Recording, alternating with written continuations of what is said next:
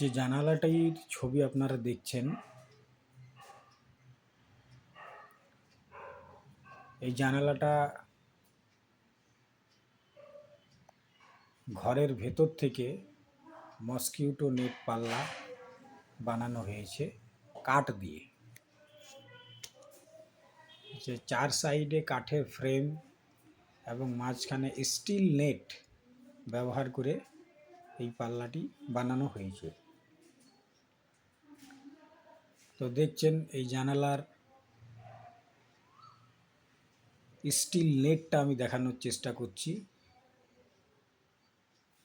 এই স্টিল নেটে মরিচা পড়বে না, এটা যেরকম ছিল এরকমই থাকবে। মাঝখানে হ্যান্ডেল এবং উপর নিচে ছিটকানি ব্যবহার করা হয়েছে, বা টাওয়ার বোল্ট বলতে পারেন।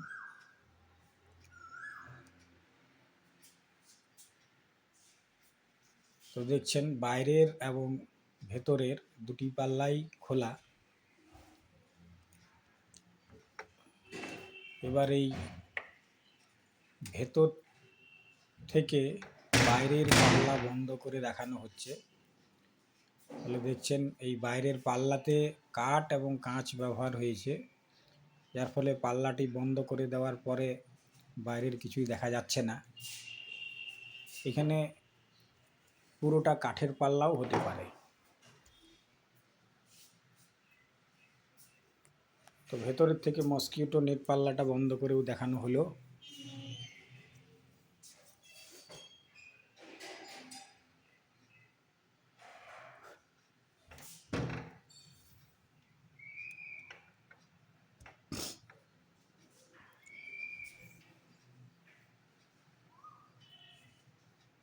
এবার বাইরের পাল্লাটা খোলা রেখে ভেতরের মসকিউটো নেট পাল্লা বন্ধ করে দেখানো হচ্ছে। এতে কি হবে, এটা সব সময় খোলা থাকতে পারে। রাত্রে বিশেষ করে গরমের দিনে যখন হাওয়া দরকার, আলো দরকার, সেই সময় এটা খোলা থাকবে। মানে সব সময় এটা খোলা থাকতে পারে, তাতে মশা কখনোই আর ঢুকতে পারবে না। অপোজিট সাইডে যে জানলাটা, এটাও সেম একই সিস্টেম।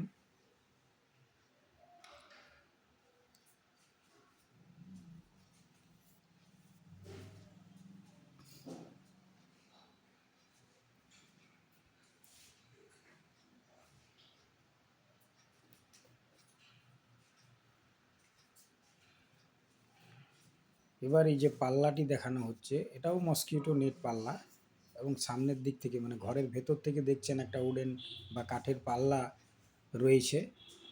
মাঝখানে এই মসকিউটো নেট ফ্রেম পাল্লা, এবং বাইরের দিক থেকে ব্যালকনির দিকে একটা গ্রিল বা লোহার দরজা দেখা যাচ্ছে।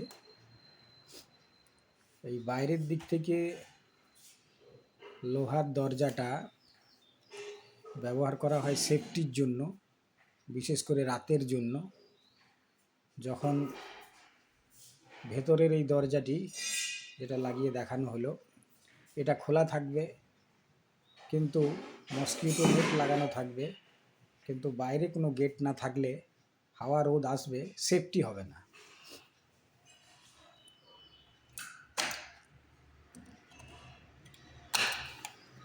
তাই এটা গ্রিল গেটটা বন্ধ করে দিয়ে তারপর মসকিউটো নেটটা লাগিয়ে দিলে সেক্ষেত্রে ভয়ের কোনো ব্যাপার থাকছে না, সেফটি পুরোপুরি থেকে গেল। তাই বাইরের দিক থেকে লোহার বা গ্রিল গেট, মধ্যখানে এই মসকিউটো নেট, এবং ভেতরের থেকে রুমের যেরকম পাল্লা হয়, এটা উডেন বা প্যানেল পাল্লা আছে।